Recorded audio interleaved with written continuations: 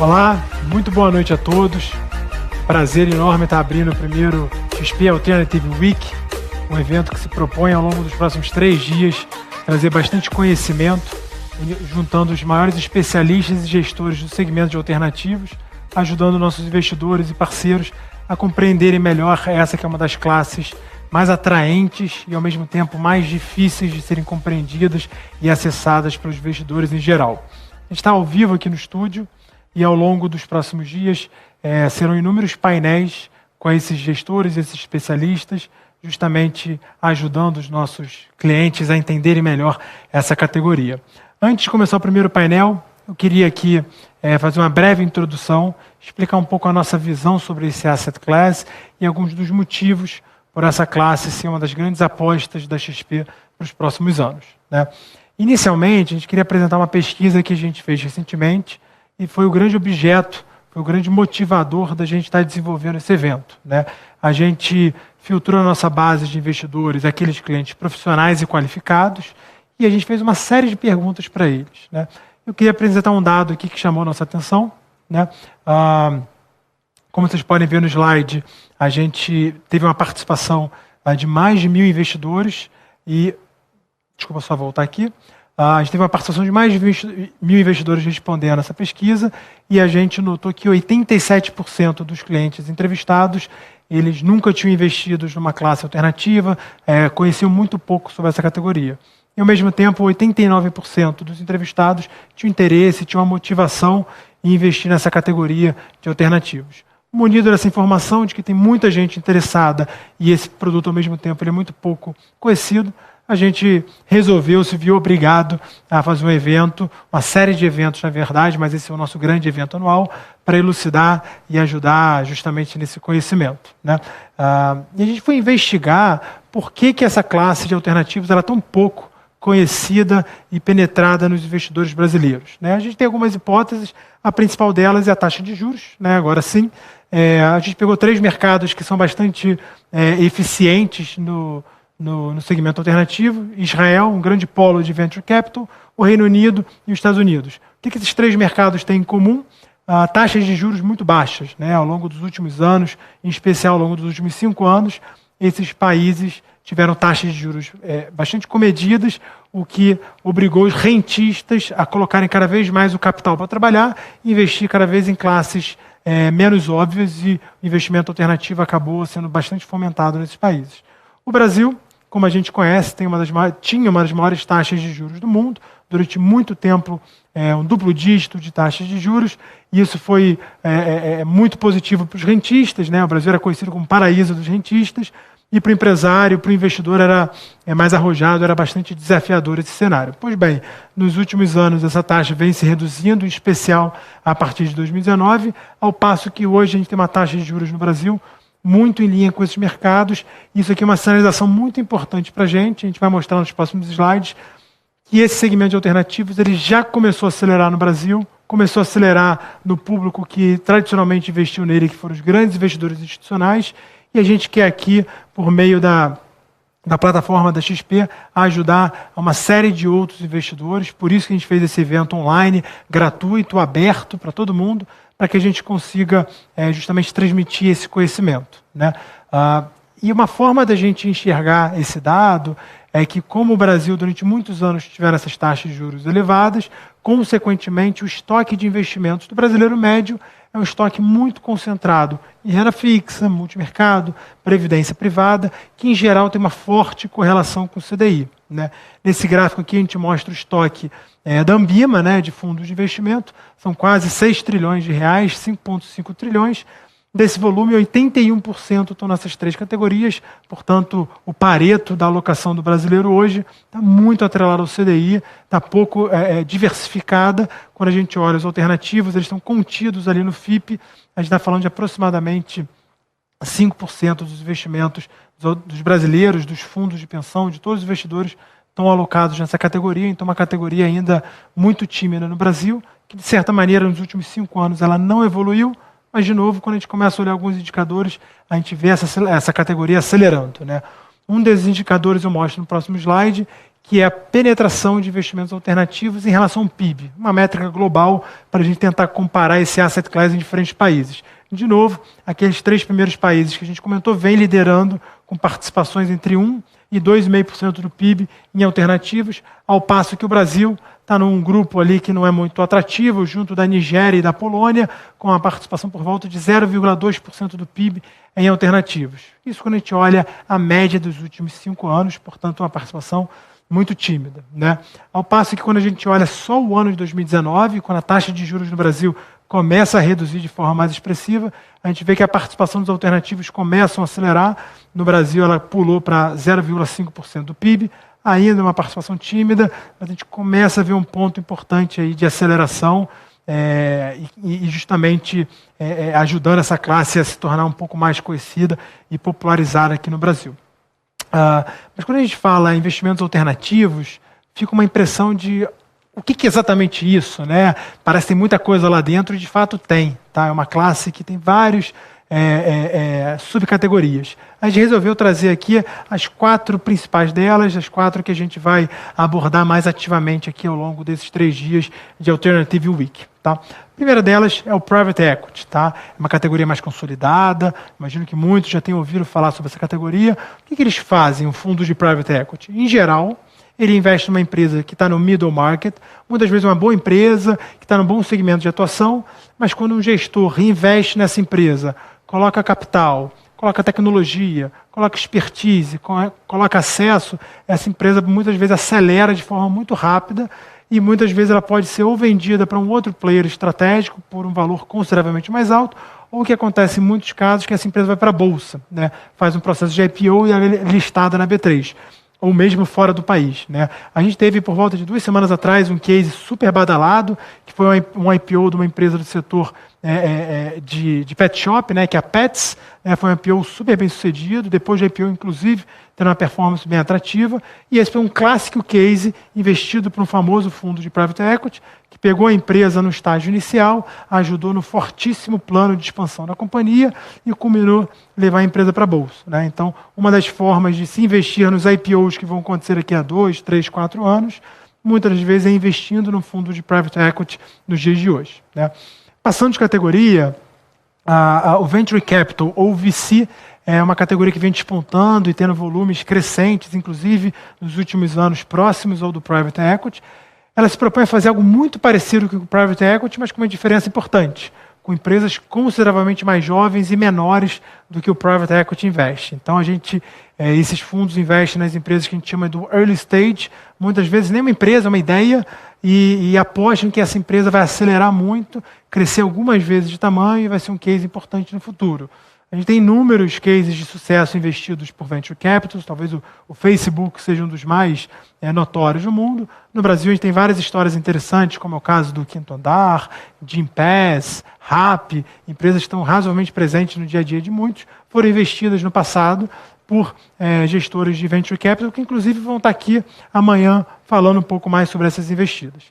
Na sequência, a gente queria destacar uma classe que é o desenvolvimento de infraestrutura e real estate. Né? Então, aqui os gestores eles desenvolvem ativos logísticos, corporativos, shopping centers, linhas de transmissão, estações de saneamento, enfim, uma série de desenvolvimentos, né, com muito risco nesse processo, mas que ao final esse produto pode ter uma bela renda e com isso, inclusive, esse ativo ser listado num FIP de infraestrutura ou no fundo imobiliário. Né?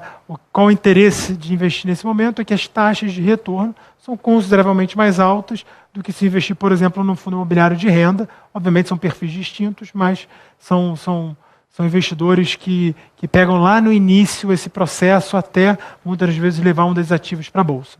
E, por fim, porém não menos importante, a classe de Special Situations e Distressed. Aqui é uma classe mais tática, conhecida no Brasil.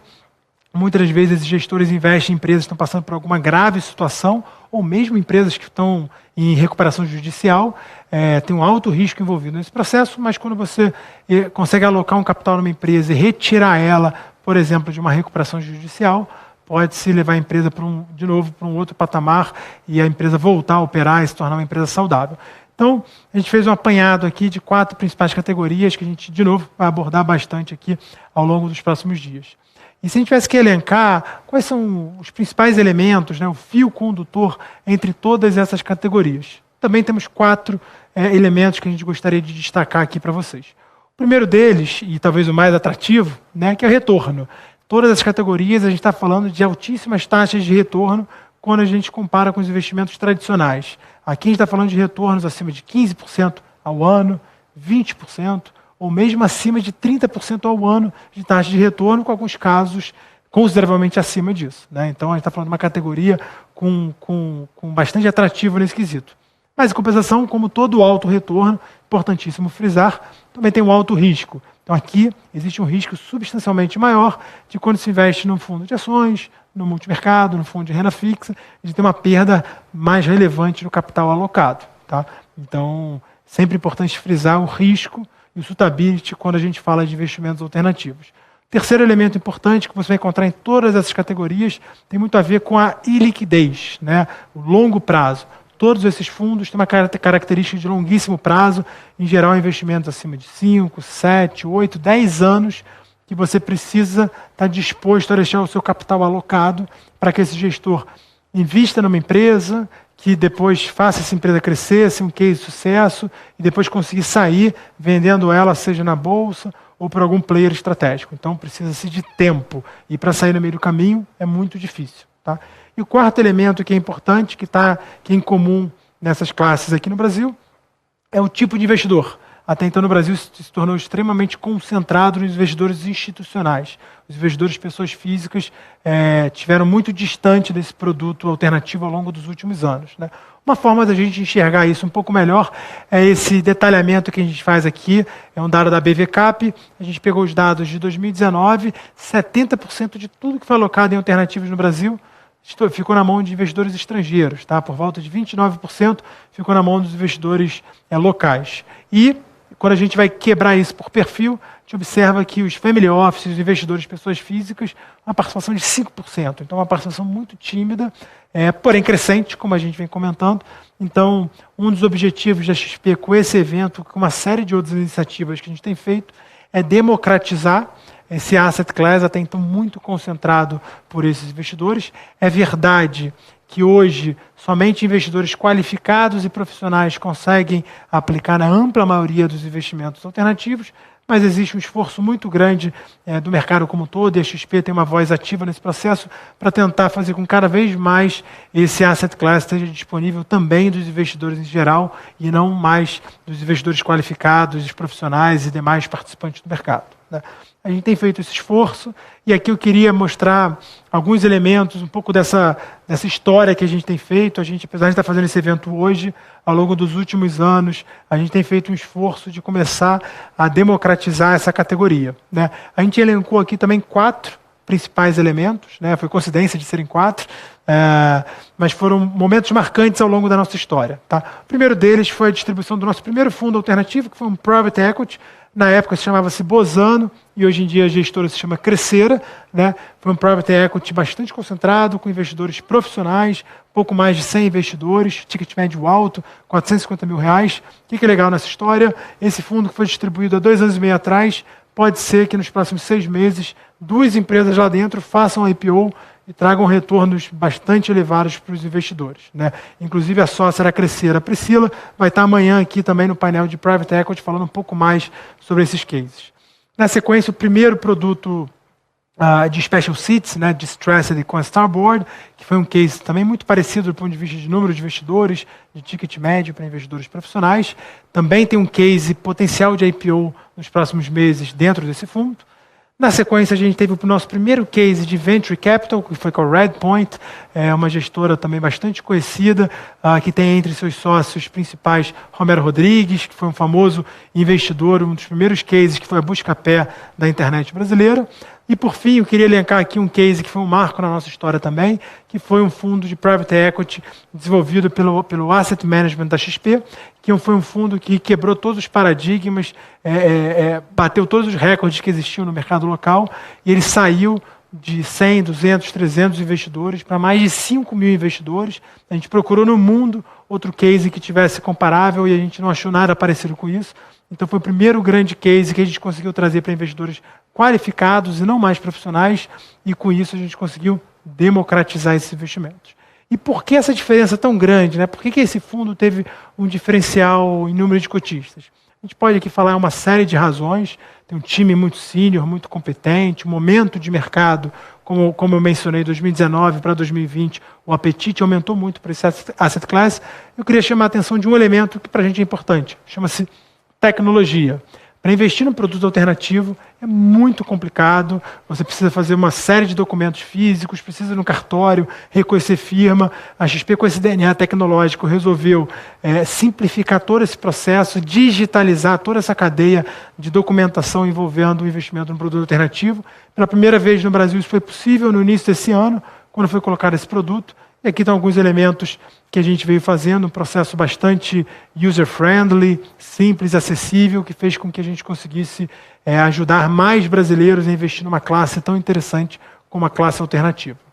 Dito isso, eu entro aqui no último slide, nas minhas considerações finais, e eu queria destacar 3 elementos importantes quando a gente fala desse tema alternativo, né? O primeiro deles, que é o principal que o investidor sempre tem que ter em mente: altos retornos trazem altos riscos, portanto, educação financeira é fundamental. Então é importantíssimo, sempre quando a gente estiver analisando um fundo, ter conhecimento, saber o que está sendo feito, ler toda a documentação que é necessária, se consultar com várias fontes, depois de munido de informação e conhecimento, aí sim tomar uma decisão mais embasada. O segundo elemento muito importante tem a ver com simplicidade, né?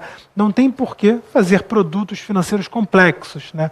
Um dos DNAs da XP também é trazer essa simplicidade. Ao longo dos últimos anos a gente conseguiu juntar grandes investidores de ações, multimercados, simplificando esses produtos e fazendo um matching com o que os investidores queriam, o que eles buscavam.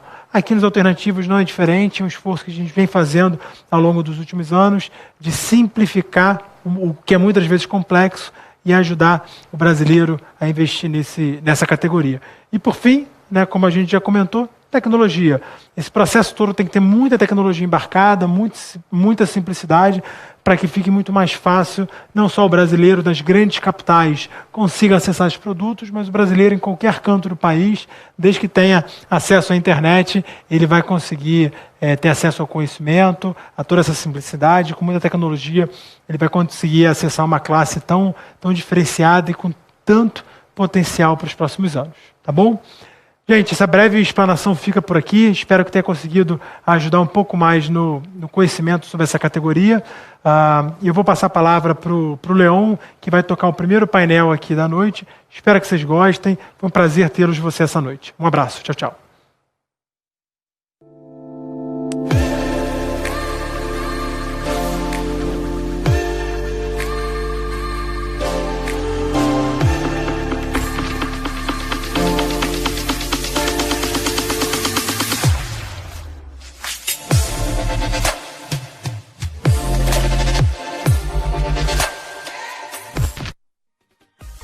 Boa noite a todos. Eu sou Leon Goldberg, responsável pelo relacionamento institucional com gestoras na XP.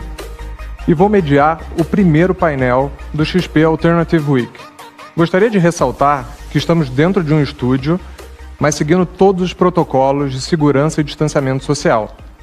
E para começar esse primeiro painel, eu gostaria de convidar 3 pessoas muito influentes quando o assunto é investimento alternativo. Comigo eu tenho Andréia Minardi, professora sênior do INSPER, Marina Procknor, sócia do escritório de advocacia Matos Filho e conselheira da BVCAP, e meu amigo Shu Kong, idealizador e gestor do fundo XP Private Equity. Sejam todos muito bem-vindos.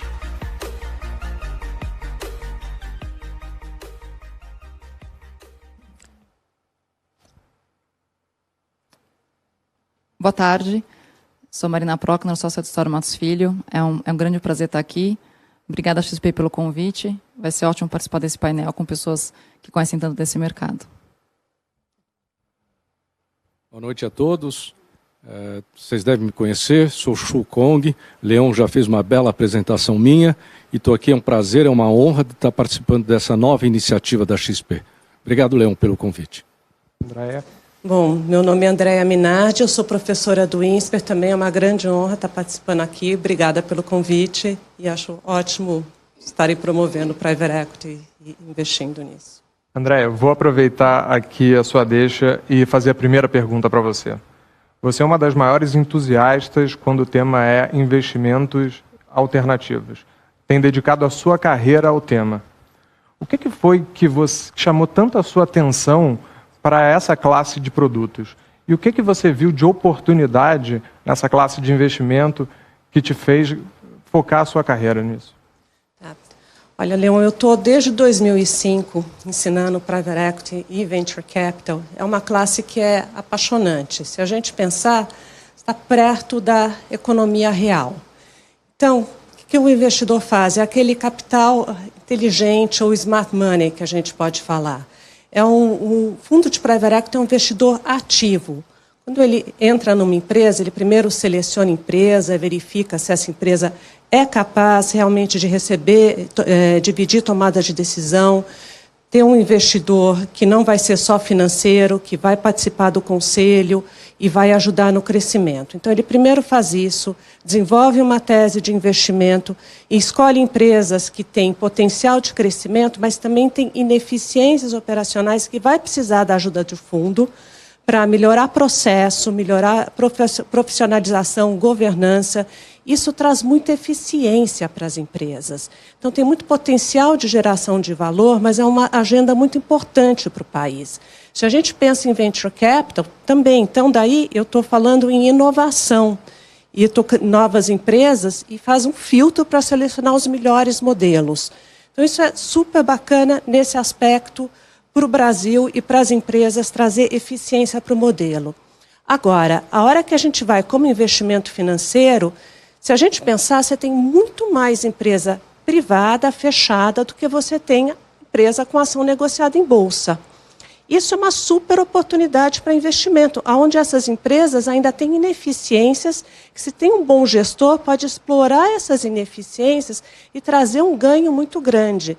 Então, vocês falaram em ganhos em 12% ao internacional em dólar, que eu tenho visto isso, uma média que você pega, acho que desde 2013, aqui no Brasil chega a 15% a média que eu tenho analisado, já a gente está para rever esses números, mas isso é gerado por quê? Porque eu preciso escolher bom gestor, claro, mas se você escolher um bom gestor e ele souber explorar essas ineficiências, você investe com governança, é uma super oportunidade. Então, assim, eu acho que é uma super classe por causa mais disso. do que claro. E, Marina, você é a sócia de um dos escritórios mais renomados de advocacia do país. O fluxo de criação, de estruturação de novos produtos é enorme na sua mão. Conta pra gente um pouco quais são as principais tendências que você tem visto no mercado de alternativos e o que a gente pode esperar para os próximos anos, na verdade, sobre essa classe de produtos. Claro. Bom, eu estou nesse mercado de asset management e fundos de investimento já faz muitos anos, pelo menos há 15, trabalhando muito perto dos gestores e dos investidores institucionais preocupados com esse tipo de produto. E é clara, na nossa visão, uma crescente, uma evolução desse mercado nos últimos anos. Tradicionalmente, a indústria de asset management no Brasil sempre foi muito importante, né? Hoje, como o Pires falou, a gente já passou dos 5 trilhões aí de assets under management, mas o segmento de alternativos sempre foi muito pequenininho, é crescente, mas ele sempre foi muito pequenininho e a indústria de assets sempre foi muito dominada pelos bancos comerciais, né? Era muito difícil encontrar gestoras independentes fazendo produtos diferentes, desvinculados de conglomerados financeiros no passado. E a gente vê uma evolução do mercado muito grande nesse sentido. Acho que claramente a queda da taxa de juros é o grande fator, sem sombra de dúvida, mas existe também uma agenda forte do regulador no Brasil, tanto da CVM quanto do Banco Central, tentando instigar a criação de novos produtos e novos agentes de mercado. Então a gente vê uma evolução do mercado num sistema em que você vê uma desbancarização, a criação de novos produtos, toda a questão da tecnologia, e nesse momento você vê a criação enorme de novos gestores. Então, existe aí uma tendência, e a gente está vivendo isso com muitos gestores novos sendo criados, independentes, desvinculados das gestões financeiras, uma grande gama de investidores estrangeiros entrando no país, que no passado existia alguma resistência de gestores estrangeiros entrarem aqui por uma questão de competição e dificuldade, barreira de entrada. Hoje é um mercado que é mais aberto para a oferta de produtos offshore de gestores estrangeiros e é um mercado que de novo, aceita melhor tipo de produto. Então, claramente, isso abriu o mundo dos alternativos. E nessa linha a gente começa a ver, como o Pires falou, um crescimento enorme desses fundos. Então, se a gente for pensar, nos últimos 12 meses, apesar dos alternativos ainda serem um percentual pequenininho do A1 que a gente tem na indústria, eles cresceram 15% de um ano para outro. Se você vai para os produtos mais tradicionais, os fundos de ações, os fundos multimercados, os fundos cambiais, que são mais atrelados aí ou à bolsa diretamente ou renda fixa ou DI, esses fundos eles cresceram também, mas numa lógica de 7%. Então, existe de fato um grande envolvimento, um grande desenvolvimento desse mercado de alternativos e no escritório a gente está vivendo isso. Então, quem está puxando isso são os fundos listados, puxam isso, os fundos imobiliários e os FIPs e ES, né, os fundos de private equity e infraestrutura, que são fundos que estão focados em projetos de infraestrutura que já estão desempenhando, já têm um retorno e pagam yield, pagam aluguel de forma muito similar aos fundos imobiliários. Então, esses dois produtos aconteceram muito nos últimos 6 meses, 9 meses. Realmente teve uma grande explosão dessa categoria e a gente está trabalhando na estruturação de vários, inclusive vários com vocês. Os fundos... Os ETFs também, apesar de ser um produto listado mais tradicional, o mercado brasileiro ainda é muito pequeno se você compara com o mercado de ETFs estrangeiro. Então, a gente também vê um grande crescimento em ETFs de renda variável e renda fixa acontecendo no Brasil. Fundos de fundos. Essa é uma tendência também que a gente começou a ver. Fundos que alocam em gestores e não alocam em ativos. Né? É uma forma também de democratizar o acesso a diversas teses de investimento e minimizar risco. Então, existiu aí uma nova criação de fundos que vão investir em outros gestores. Nos últimos 12 meses, a gente também viu uma crescente de 38% nesse tipo de produto. E, por fim, mas não menos importante, toda a lógica aí do Private Equity Venture Capital. Como o Pires falou, algum tempo atrás, esse tipo de produto sempre foi muito destinado a investidores institucionais e family offices. Eu acho que esse mercado está mudando, né? O juro baixo está forçando o investidor a ter que olhar em outras alternativas. E existe, de fato, uma grande tendência de gestoras de private equity e de venture capital de querer usar plataformas de distribuição para poder vender os seus produtos para pessoas físicas também. Então, apesar de ser um produto mais sofisticado e ser um produto que envolve mais riscos, existe uma grande tendência do mercado e a gente tem visto aí inúmeras casas se organizando para fazer distribuição para pessoas físicas de private equity e de venture capital. Eu vou pegar até um gancho nessa ponta de distribuição de fundos via plataforma e para o investidor pessoa física e vou fazer a próxima pergunta para você, Chu. Você durante muito tempo tocou nada menos do que o private equity da coroa britânica, ou seja, todos os bons investimentos que a gente teve certamente passaram na sua mão. Pelo menos você conhece todos eles. Não necessariamente investiu, mas conhece. E hoje você lidera o XP Private Equity, fundo que tem foco na democratização do investimento alternativo. Foi mais de 1,3 bilhões de reais captados entre mais de 5.300 clientes cotistas do seu fundo. O que te fez fazer essa mudança de deixar de investir para um grande player institucional e passar a investir o dinheiro do cotista pessoa física, que até então conhecia pouco sobre esse mundo? Leon, primeiro, realmente esse fundo foi um sucesso estrondoso. Mas se você me permitir, antes de te responder, eu queria fazer um agradecimento público aqui à Marina Procknor. Porque poucos sabem, ela foi a sócia do Matos Filho e, by the way, é uma das, vamos chamar assim, advogadas mais brilhantes de atuação no mercado de capitais brasileiro. E foi ela que, em 2010, me ajudou a viabilizar um investimento da Actis na XP. Naquela época, você tinha uma série de complexidades que criavam restrições ao capital estrangeiro em instituições financeiras brasileiras. E ela foi lá e me ajudou. Mas, coincidentemente, tem um segundo agradecimento a ela, porque pouca gente sabe, mas exatamente foi ela quem me ajudou na concepção e na viabilização desse fundo inovador, primeiro fundo de private equity no mundo voltado para a pessoa física, com opção de resgate. Tá? Marina, muito obrigado. Show. Foi um prazer. Muito Obrigada bem. pelo agradecimento. Agora, a tua pergunta. Olha, Leão, não foi fácil. Na verdade, eu estava para me aposentar e não migrar para a XP. Tá? E aconteceu de cair um desafio muito grande, que, na verdade, foram conjunção de 3 fatores. Primeiro, como o Pires abriu, um contexto de juros decrescentes e baixos. E eu vou brincar com vocês, não sei se as pessoas se aperceberam. 3 anos atrás, a nossa Selic estava 14,75. Leon, uma pessoa com 1.600.000, se ele aplicasse a 14,75, ele teria um rendimento de 20 mil por mês. O que o Pires chamou de rentista. Esse mesmo cara, com 1.600.000, tem hoje, sabe quanto? R$ 2.500, a 2% de Selic. Esse rentista, eu chamo de órfão de rendimentos financeiros no mercado brasileiro. Então, esse é um primeiro aspecto. O segundo aspecto, Leão, tem a ver muito pelo fato de ter investido na XP, conhecer muito o DNA da XP, que é de democratizar o acesso, tá, a investimentos pela grande parte do varejo brasileiro ou das pessoas físicas. Esse foi o segundo fator que me chamou a atenção. E o terceiro foi, eu vou ter que dizer isso, é uma certa dose de altruísmo. Altruísmo por quê? Você imagina esses caras que ficaram órfãos, como eu chamei,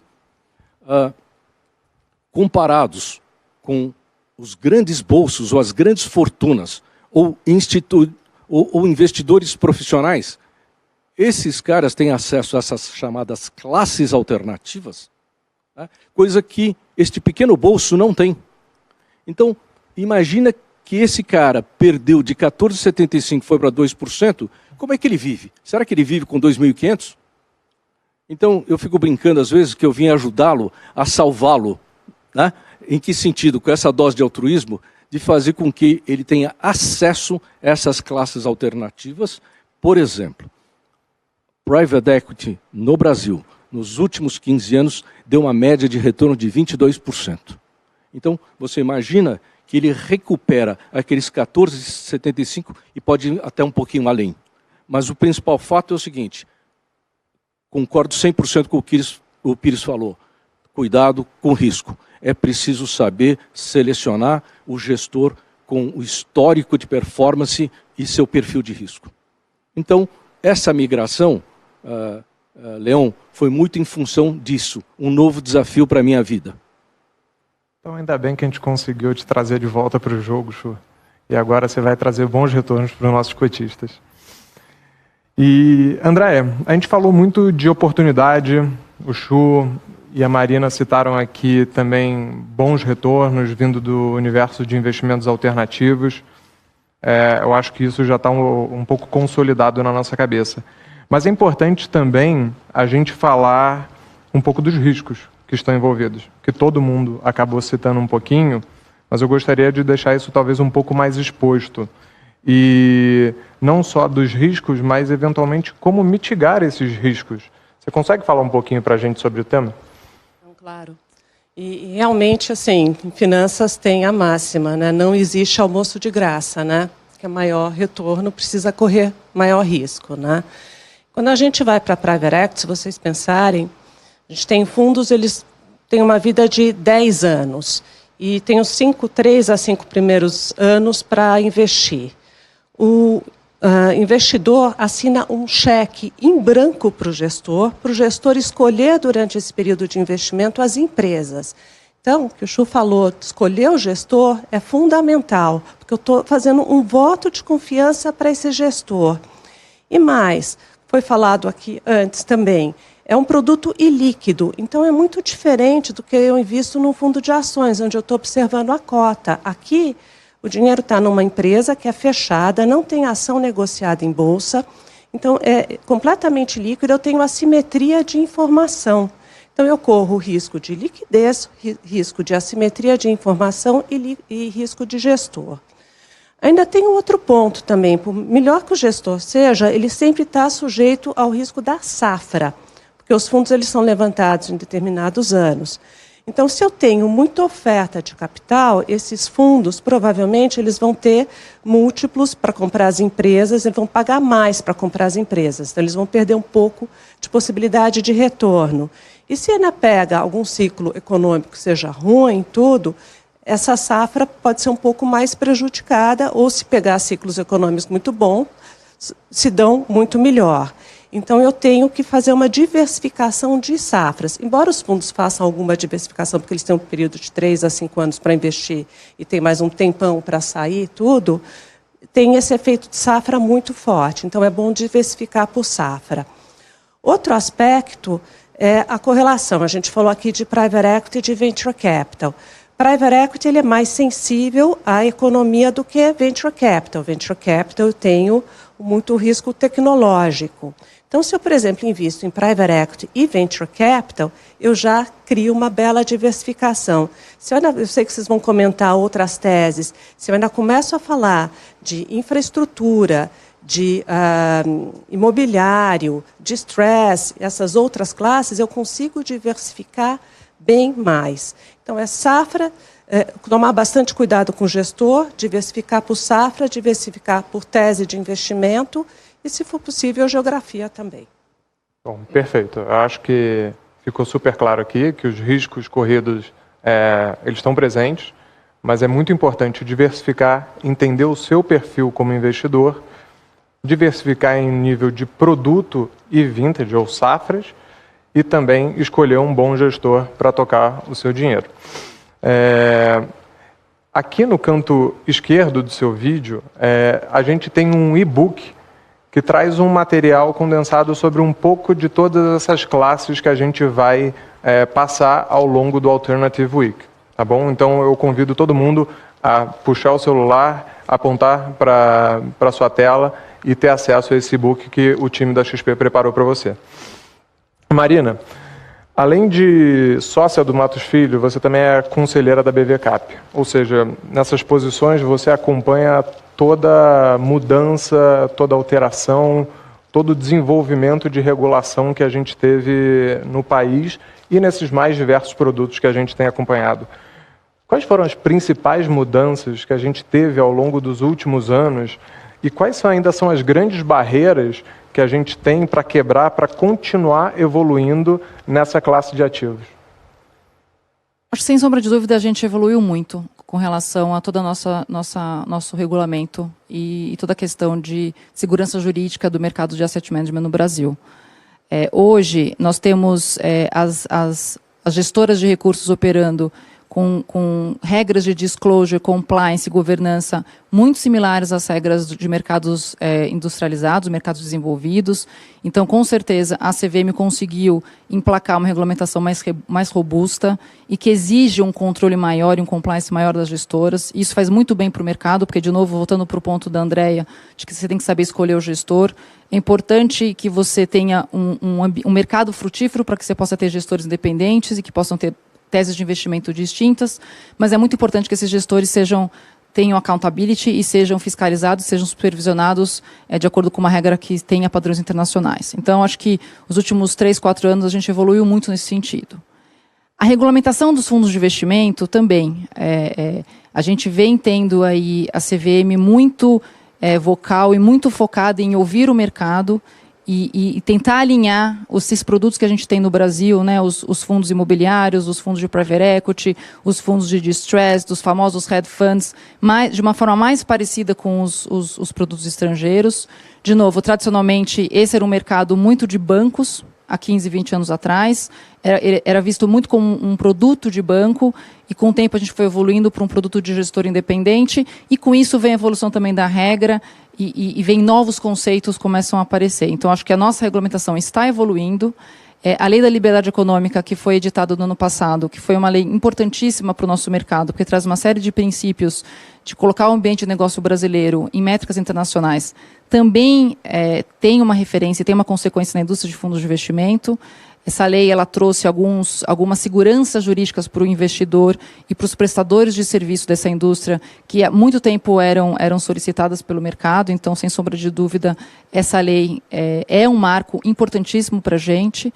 Ainda precisa ser regulamentada pela CVM, e a gente sabe que a CVM vem aí discutindo com todos os participantes de mercado, com os reguladores, com os autorreguladores, como a ANBIMA e a BVCAP, em como melhorar essas regras todas baseadas nessa nova lei.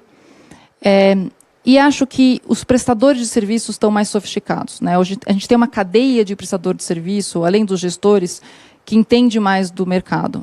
Os advogados, os auditores, quem faz os appraisals das companhias, a própria CVM e os autorreguladores. Então, também acho que teve uma evolução do entendimento desse mercado, dos riscos desse mercado e que são as questões que são importantes para serem vistas.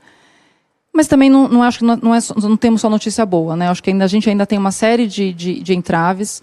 E eu acho que os dois principais problemas que a gente tem que ter e tem que muito manter o foco é manter o nosso mercado em padrões internacionais e dar segurança jurídica para os investidores, né? E é muito importante que os investidores estrangeiros sintam que investir no Brasil é muito parecido com investir em outras jurisdições industrializadas.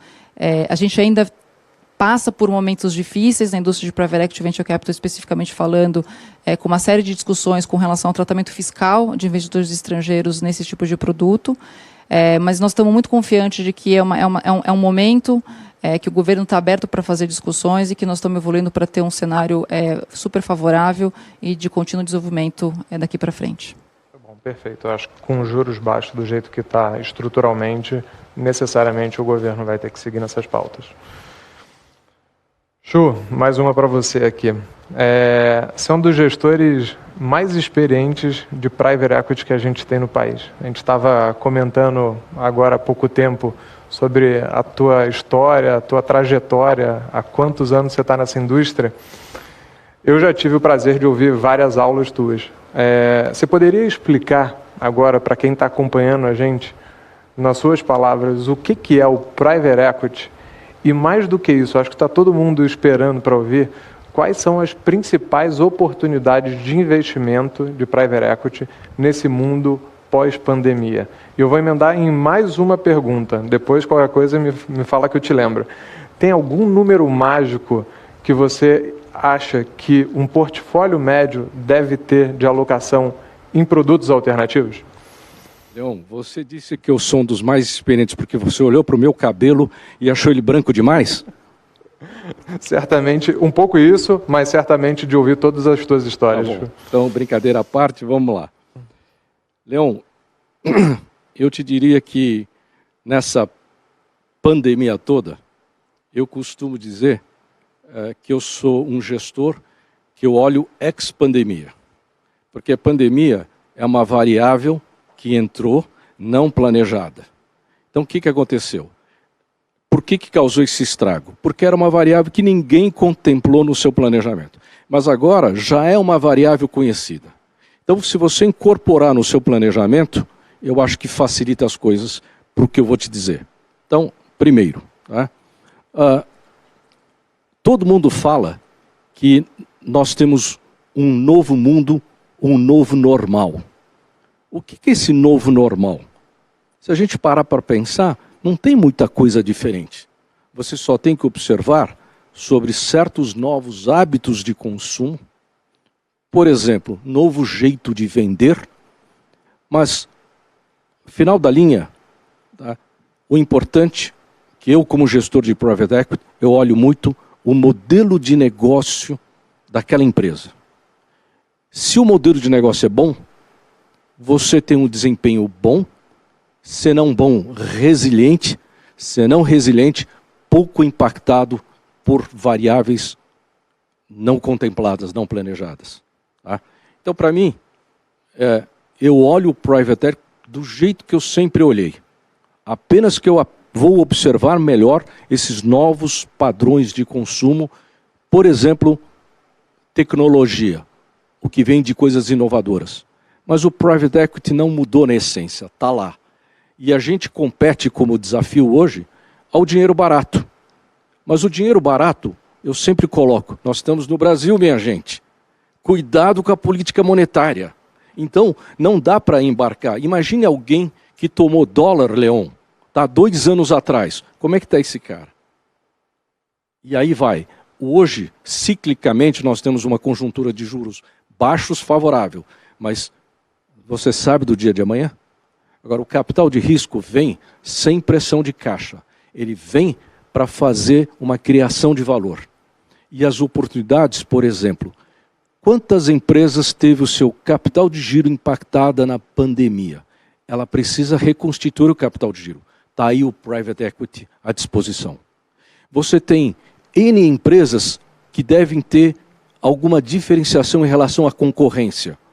Elas podem sair na frente, tendo o dinheiro do private equity, se fortalecendo, acelerando o crescimento e, portanto, deixando a concorrência para trás. Então, eu não tenho uma coisa, um book, um menuzinho, mas eu te diria que são todas essas variáveis.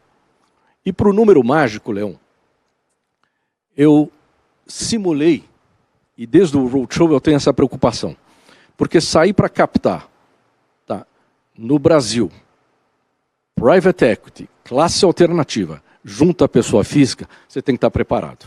Fogueira. É? E eu me preparei, porque eu sabia que as pessoas, e o Pires muito bem colocou o número, 87% da população brasileira, ou de investidores brasileiros, nunca tinha investido em classe alternativa de risco. Então, como fazer o cara sair dessa toca? É encorajando o cara na alocação. Então, o teu número mágico, quando você me pergunta, eu te diria o seguinte, tradicionalmente, private equity ou classes alternativas é contemplado com 1 a 3% do seu patrimônio líquido financeiro, historicamente, mundialmente. Agora, se aqui no Brasil, quando eu disse que o pessoal virou órfãos, e se essa pessoa se situar ainda em 1 a 3%, ele não vai sentir absolutamente nada no seu composto de retorno, vis-à-vis os anos anteriores. Vou dar exemplo. Vamos supor que o cara hoje tem 2% de retorno. Vamos pegar no extremo de baixo. Se ele pegar 10% de alocação, 10%, e o private equity der um retorno para ele de 20%, ele aumenta o retorno dele entre 50% a 100%. Entre 50% a 100%. Se ele alocar 5%, tá, nas mesmas condições que eu dei agora, ele aumenta de 30% a 50%. Em outras palavras, o número mágico que eu estou tentando disruptar, inovar no mercado, é dizer para as pessoas, se encorajem, enfrentem o risco, mas de forma adequada. Procure um gestor adequado e saia da toca de 1 a 2% e vá para 5 a 10%. Eu encorajo todo mundo a fazer isso, desde que com um bom gestor. Esse é o número mágico que eu queria colocar. Bom, não dava para ter ficado mais claro para a gente. Eu acho que todo mundo vai começar a olhar para o seu portfólio, entender o seu perfil de risco, mas certamente olhar com muito mais carinho para o universo de investimentos alternativos, porque tem muito retorno para a gente explorar ainda nessa frente. E acho que, para finalizar aqui, eu vou fazer uma pergunta mais para os três dessa vez. E aí eu começo a resposta com a Marina, que está aqui do meu lado. Se vocês pudessem, um conselho, pode ser até de vida, tá? Mas focado para quem está acompanhando a gente aqui, para quem quer começar a dar os primeiros passos quando a gente fala de melhorar o portfólio, diversificar o portfólio em investimentos alternativos, essa classe que o brasileiro ainda não explorou direito. Finalmente a gente tirou essa venda do olho dele, que era o CDI, e agora ele vai poder testar novas fronteiras, aprender um pouco mais. O XP Alternative Week está aqui exatamente para isso, para trazer e disseminar o conhecimento que a gente carrega dentro do grupo para todos os nossos clientes e parceiros. Então eu vou passar a palavra para a Marina. Se pudesse uma dica. Acho que é curiosidade. É curiosidade e desmistificar um pouco tudo isso que a gente está falando, porque acho que tem muita gente que acaba não querendo saber sobre esses produtos e não diversificando investimentos porque acha que é muito complicado de entender e que os documentos são muito complexos e as coisas são difíceis e não é para ele fazer aquele tipo de investimento.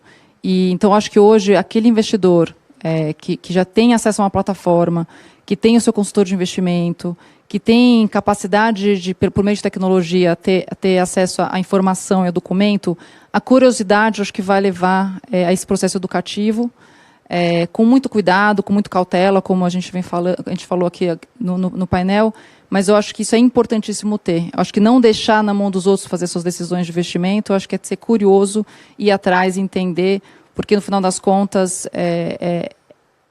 o CDI, né, sem o CDI na nossa frente hoje em dia, a gente não tem mais alternativa e acho que é importantíssimo realmente as pessoas irem atrás e entenderem o mercado, porque ele é diferente, ele é mais arriscado, mas com o tempo as coisas vão ficando mais fáceis e é uma bela oportunidade de investimento para todo mundo.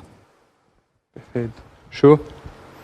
Bom, eu colocaria de uma forma muito direta, tenha e escolha um bom assessor.